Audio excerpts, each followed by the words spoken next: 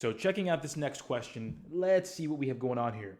First things first, it says, what is her total? Okay, I don't know what that means yet, not unless I read the full problem out, but I do understand the word total, meaning that we're trying to find the final total, adding everything up at the end. So that's one thing that I can hang my hat on, but let's go ahead and read the context, the story, to make sure I know what's going on. So it says Maria buys a shirt for $40 and jeans for $65. So all we need to know about this sentence is that, look, we bought a shirt and we bought some jeans. Don't worry about the numbers yet. Worry about the numbers when they actually matter, when you know what to do with them. So we have the shirt and jeans, and then it says the jeans are 20% off. The shirt is full price. Oh, okay. So here's what that tells me. My shirt, again, that's $40. Right there, it's full price. The jeans that I buy, so don't mix up the information, even though jeans are second, we see that the jeans are 20% off. So we have to process the information properly, because if not, and we swap things out, we might get it incorrect. But here's what I know. To get the total, and we're talking about a shirt and jeans, I know that I'm going to add the final cost of the shirt plus the final cost of the jeans, and that's my total. That's my total, and I'm good. So my party people, answer me this. Which of these amounts, the shirt or the jeans, which of those amounts is going to stay the exact same? Which of them is it? Yeah, if you're thinking shirt, if you're saying shirt, yeah, absolutely correct. Again, I highlighted it here in blue. The shirt is $40. The shirt is full price. So I'm going to leave that right there as 40. The jeans, though, we have to be careful because the jeans are 20% off. So if I see that over here, again, my jeans, if I just write this out on the side, my jeans are 20% off. So everyone, if I want to know the final price of the jeans, I shouldn't be using 20% off. I shouldn't be using the discount percent. Everybody, if I'm taking 20% off, what is the percent that I'm paying? 100%, which is the whole thing, minus 20%, what is that going to be? That'll end up being 80%, exactly. So we can take a little shortcut here. We can subtract the 20%, and that'll give us 80%. Again, this is what I pay after the discount. We use that little trick, and we're in business. We have 80% multiplied by the $65 that the jeans are originally priced at. And that'll give us the final price for the jeans. Again, final for the jeans specifically.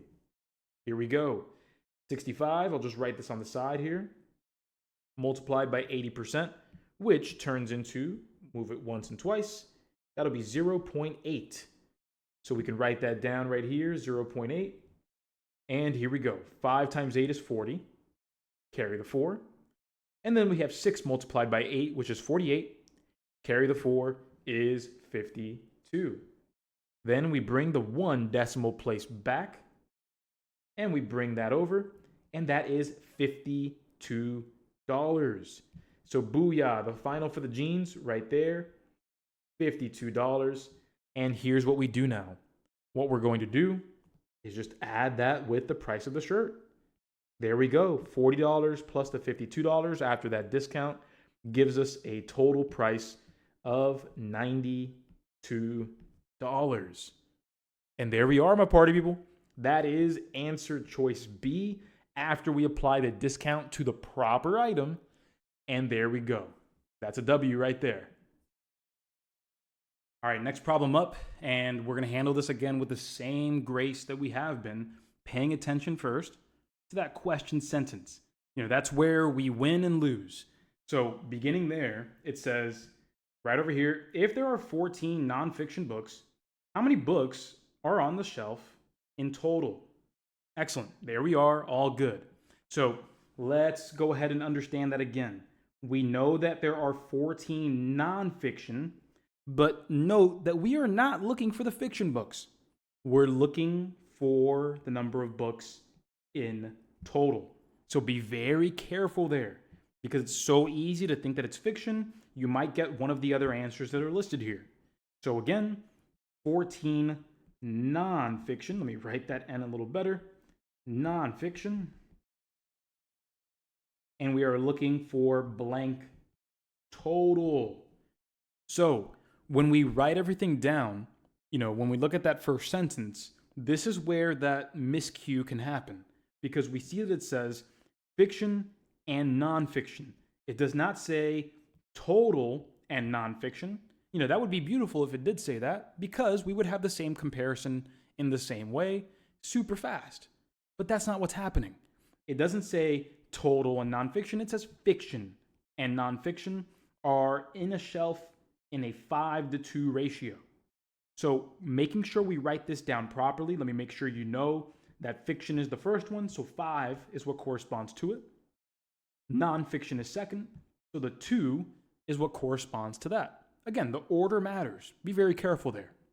So we have the 5-to-2, and most folks might be like, oh, okay, nonfiction is 2. Boom, right there, which is proper, that is correct, that is well. But the mistake happens when we rush and think that we should jam the 5 right here for fiction. No, not true. Not going to work. Because just take a look at what you wrote. Yeah, nonfiction is first, but we have total second here, but fiction second there. That breaks the cardinal rule of proportions. Compare the same things in the same way. That's not happening there.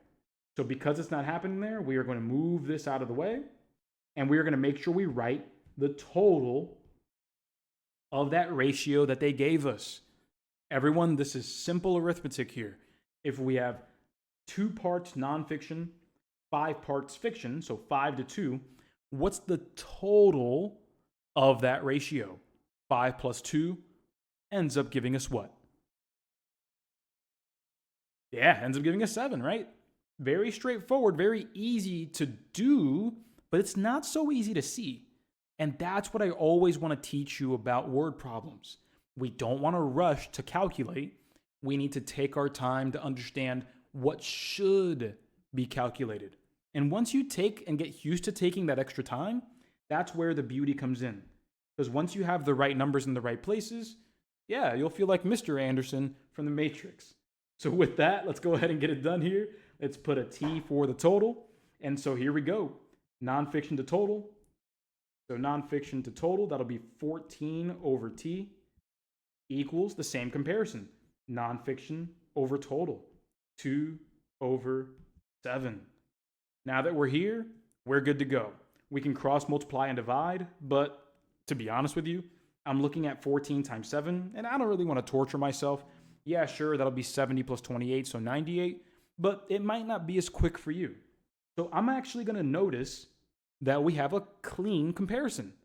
We have from 2 going to 14, that's a times 7 relationship. And so down here at the bottom, that's going to be the same thing. Compare the same things in the same way. So we have times 7 on top, right to left. We'll have times 7 on the bottom, right to left. 7 times 7, my friends, gives us 49. And there is the correct answer. A. If we would have ignored, and placed the 5 in, we would have gotten B, and that would have been incorrect. But there we go. Really hope you enjoyed that one, because I definitely did when I made it.